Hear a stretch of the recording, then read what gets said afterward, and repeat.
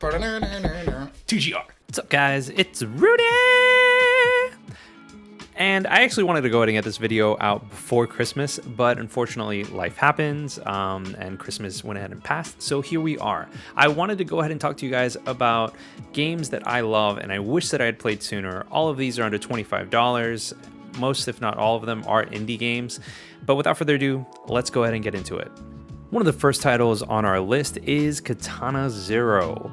It immediately caught my attention the moment that it was announced during its Nintendo Direct. And honestly, how can you blame me? It's a modern day samurai with a slowdown mechanic and lots of mysteries. I'm sold. You go through the stages on a room by room basis, and your character is weak and can be knocked out with one hit, whether it's your average grunt or one of the bosses in the game. You play this game while planning, quote unquote, your way through the levels. Once you complete the section or room, you can go ahead and watch it play in real time. There is a limited amount of time that you can dedicate towards each level, but honestly, I never found myself running out at any point throughout the game.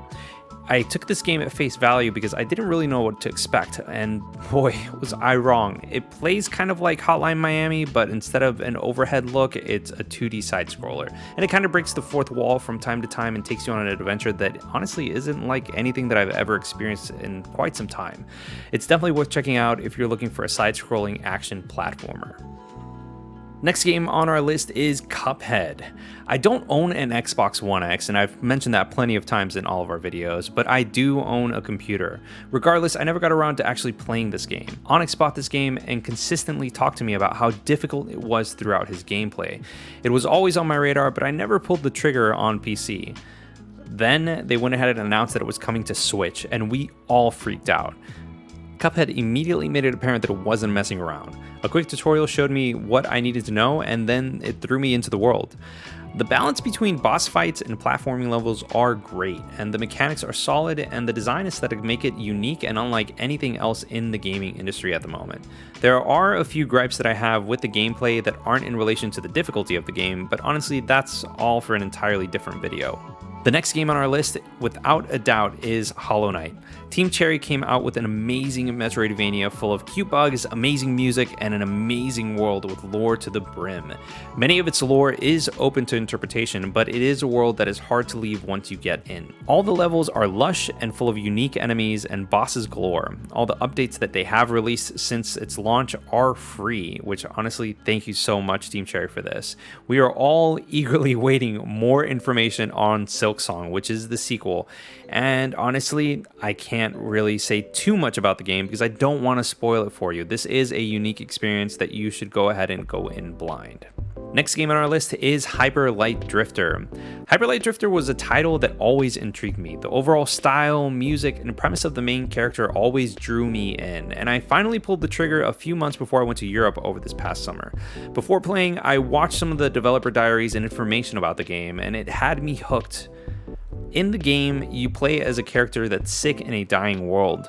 The lore of the game is somewhat thin and is open to interpretation. There honestly is very little text, if any, throughout the game. Characters actually communicate through imagery, so you usually see one or two, maybe three images trying to explain what they're trying to say to our main hero. The music is probably one of the things that made the biggest impact on me. I just finished watching Blade Runner 2049 when I started playing, and the futuristic soundtrack just reminded me so much of it. I, for one, am definitely stoked for Solar Ash Kingdom, which is also made by Heart Machine. Based on the trailer and what we saw earlier this year in 2019, it is going to be epic, and I cannot wait to see what they do to build on what Hyper Light Drifter has already established.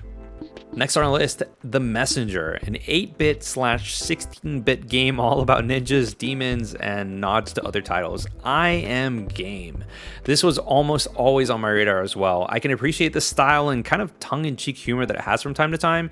It breaks the fourth wall, and I appreciate that. But overall, in regards to the game, it is very tight, and the interesting Metroidvania aspects that scratched that itch for me before Bloodstained came out at the time was perfect, especially for the Switch. I am an overall fan of what Devolver Digital has been publishing, and they always seem to kind of have like a more adult approach towards their games regardless of the rating. So if you're a fan of the 8-bit/16-bit era of gaming, then this nostalgic trip will definitely suit you. Sayonara Wild Hearts.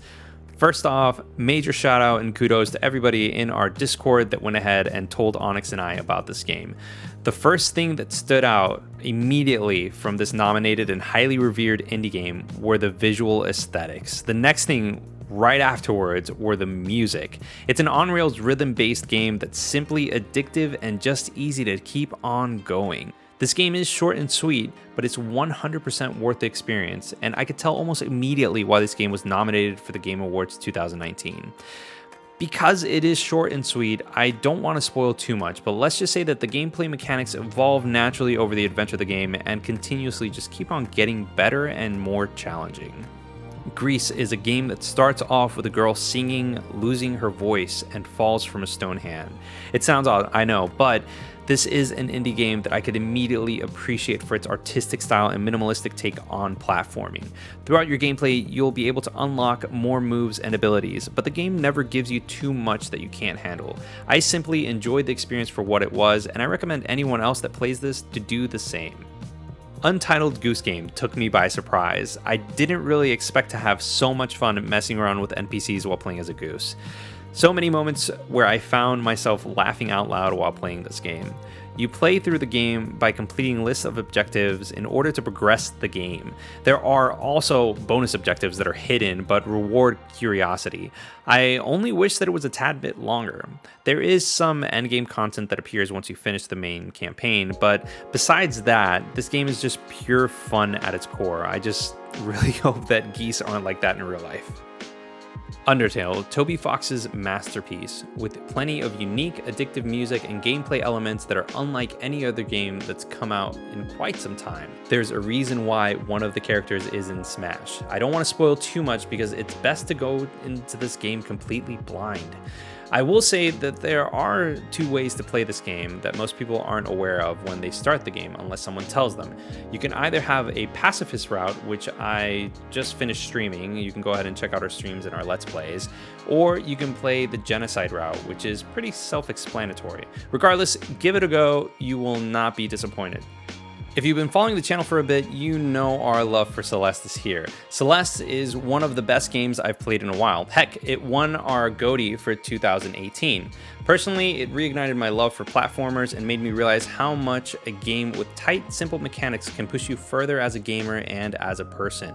The pixel-perfect platforming is both challenging and fair. The music is amazing and unique, all while telling you a story of how the main character surpasses her anxiety. I don't want to spoil anything because this is truly an amazing experience and I can't recommend it enough. So I'm just going to go ahead and say that you should go out and buy it. If there's one game on this list that I can't recommend enough, it's this one. So in the middle of recording this, my cat decided to join us with her presence. But aside from that, let me know what you guys think. Are there any games that I may have missed in that list? This list is very, very subjective. So if there's something that you're like, no, I don't agree with you, or no, you totally forgot about this, or you should play this, please let me know in the comments below. Obviously, do all the YouTube stuff, liking and subscribing and all this and that. Tune into our streams, which it's not really official, but we've been streaming every day or all the time on Thursdays around 8.